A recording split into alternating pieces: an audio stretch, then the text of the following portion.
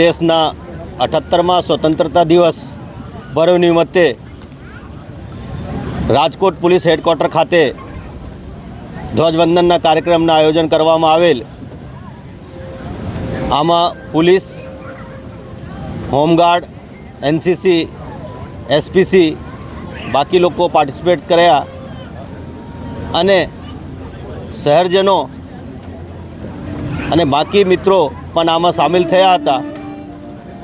હું બધાને આ સ્વતંત્રતા દિવસની પર્વની શુભકામના આપું છું અને રાજકોટ પોલીસ રાજકોટ શહેરને ઉન્નતિ અને કાયદો અને વ્યવસ્થામાં જે કંઈ કરવાનું હોય આ કરવા માટે કટિબદ્ધ છે અને આપણે બધા ભેગા મળીને રાજકોટ શહેરમાં કાનૂન અને વ્યવસ્થા તથા અને વિકાસને આગળ વધાવીએ તે ઈચ્છીને હું બધાને ફરીથી આ સ્વતંત્રતા દિવસની શુભકામના આપું છું।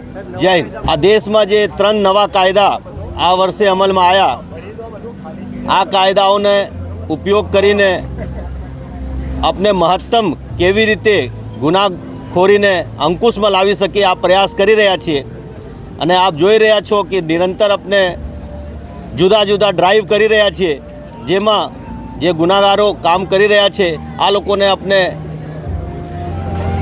કાર્યવાહી કરીને અને કેવી રીતે આ ગુનાખોરીને ઓછું કરવામાં આવે તે પ્રયત્ન આપણા દ્વારા થઈ રહ્યા છે। સાંજ સમાચાર ફેસબુક પેજને લાઇક કરો, વિડીયો શેર કરો અને વધુ વિગતવાર સમાચાર માટે sanssamachar.net વિઝિટ કરો।